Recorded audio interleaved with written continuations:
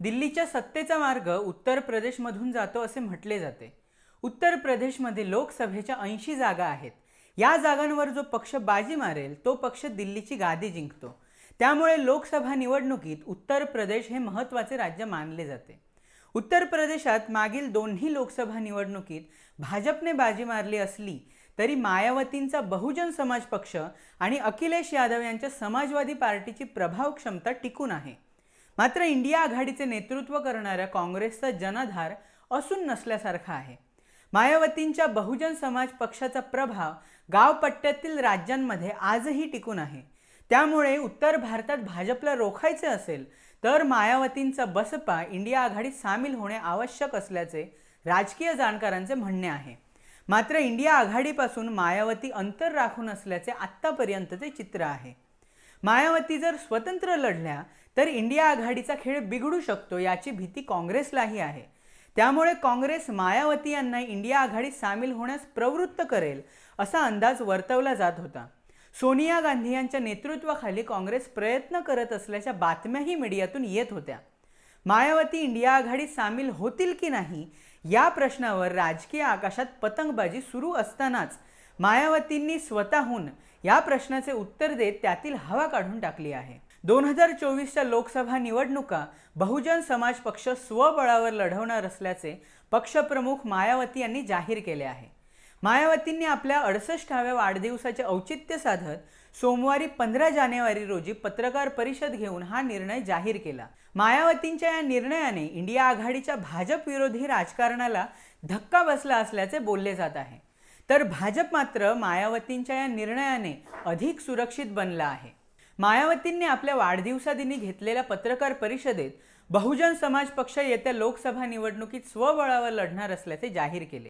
जहां मैं ये बात भी फिर से स्पष्ट कर देना चाहती हूं कि हमारी पार्टी देश में जल्दी ही घोषित होने वाले लोकसभा के ये आम चुनाव यहां गरीबों एवं उपेक्षित वर्गों में से विशेषकर दलितों, आदिवासियों, अति पिछड़े वर्गों, मुस्लिम व अन्य धार्मिक अल्पसंख्यक समाज के लोगों के बलबूते पर ही पूरी तैयारी व दमदारी के साथ अकेले ही लड़ेगी। आघाडीत सामील होऊन पक्षाला कोणताच फायदा होत नाही, या उलट पक्षाला नुकसानच सोसावे लागले असल्याचे त्यांनी सांगितले। आघाडी करून लढवलेल्या निवडणुकीत बहुजन पक्षाची एक गठ्ठा मते आघाडीतील पक्षाला मिळतात। मात्र आघाडीच्या पक्षाची सवर्ण मते बसपाच्या उमेदवाराला मिळत नसल्याचा अनुभव आहे। म्हणूनच 2024ची लोकसभा निवडणूक बहुजन समाज पक्षाने स्वबळावर लढण्याचा निर्णय घेतल्याचे त्यांनी पत्रकार परिषदेत सांगितले। मागास समाज, दलित, आदिवासी, मुस्लिम आणि इतर धार्मिक अल्पसंख्याकांच्या पाठिंब्याने आम्ही 2007 मध्ये यूपीमध्ये पूर्ण बहुमताचे सरकार स्थापन केले होते आणि म्हणूनच आम्ही लोकसभा निवडणूक एकट्याने लढण्याचा निर्णय घेतला आहे। जे लोक जातीवादी आहेत आणि जातीयवादावर विश्वास ठेवतात त्यांच्यापासून आम्ही अंतर ठेवू। निवडणुकीत बसपाला चांगला निकाल मिळावा यासाठी आम्ही पूर्ण ताकदीने काम करू असा विश्वासही त्यांनी या पत्रकार परिषदेत व्यक्त केला। और इन्हीं के बलबूते पर ही हमने सन 2007 में यहाँ आबादी के हिसाब से देश के सबसे बड़े प्रदेश उत्तर प्रदेश में अकेले ही चुनाव लड़कर फिर अपनी पार्टी की पूर्ण बहुमत की सरकार भी बनाई थी। यही मुख्य वजह है कि गठबंधन करके चुनाव लड़ने में बीएसपी का वोट तो गठबंधन से जुड़ी पार्टी को पूरा चला जाता है, लेकिन उनका अपना बेस वोट वह विशेषकर अपर कास्ट समाज का वोट बीएसपी को ट्रांसफर नहीं हो पाता है। इसलिए अपने इस अनुभव को भी खास ध्यान में रखकर हमारी पार्टी लोकसभा के ये आम चुनाव अकेले ही लड़ेगी तथा देश की जातिवादी, पूंजीवादी, संकीर्ण व सांप्रदायिक सोच रखने वाली सभी विरोधी पार्टियों से अपनी दूरी बना के रखेगी। कोणत्या पक्षाशी आघाडी करायची याचा निर्णय निवडणुकीनंतर करण्यात येणार असल्याचे त्यांनी यावेळी सांगितले।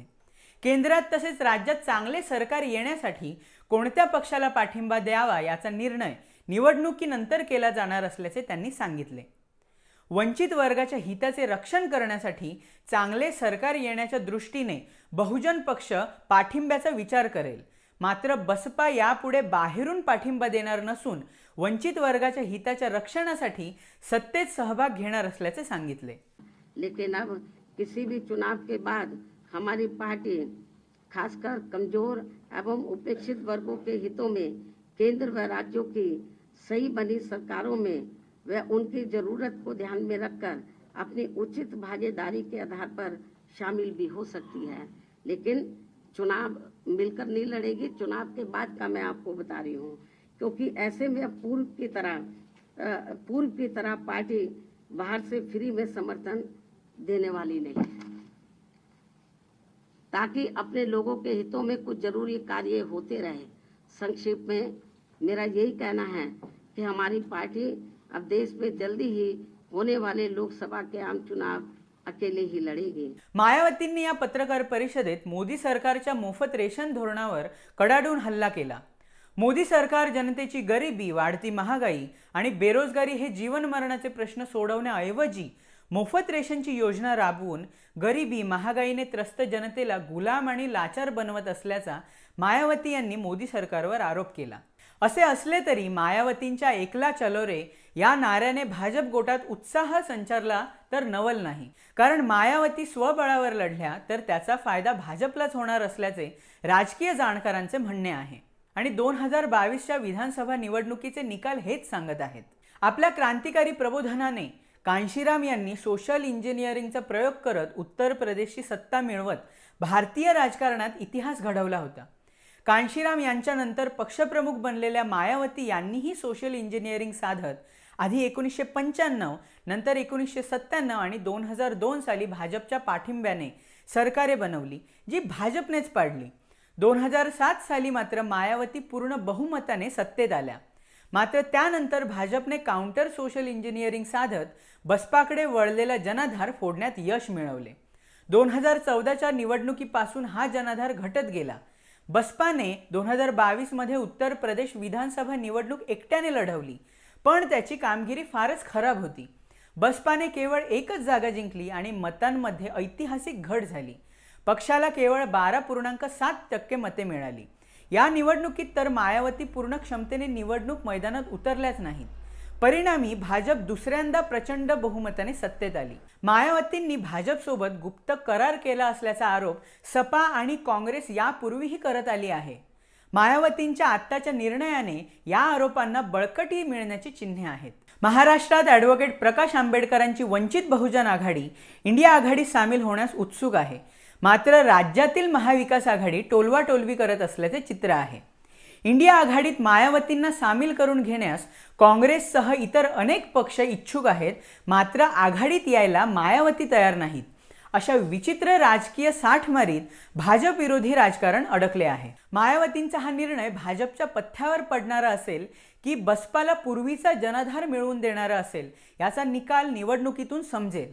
मात्र मायावतींच्या या निर्णयाने इंडिया आघाडीचा खेळ बिघडू शकतो हे मात्र निश्चित। मायावतींनी घेतलेल्या या निर्णयावर आणि त्यांच्या या निर्णयानंतर भाजपला रोखण्यासाठी उभ्या राहिलेल्या इंडिया आघाडीची पुढील वाटचाल काय असेल यावर तुमची मते आम्हाला कमेंट बॉक्समध्ये नक्की कळवा। तुम्हाला आमचा हा व्हिडिओ इन्फॉर्मेटिव्ह वाटला असेल तर ॲडव्होकेट प्रकाश आंबेडकर यांनी काँग्रेसला दिलेला अल्टिमेटम आणि ॲडव्होकेट प्रकाश आंबेडकर यांनी राहुल गांधींना लिहिलेलं पत्र काय होतं हे पाहण्यासाठी या व्हिडिओजवर क्लिक करा आणि अशा अधिक बातम्या पाहण्यासाठी सत्यशोधक प्रतिशब्दाच्या YouTube चॅनलला सबस्क्राइब करायला विसरू नका। जय भीम, मी सुधांशु तांबे।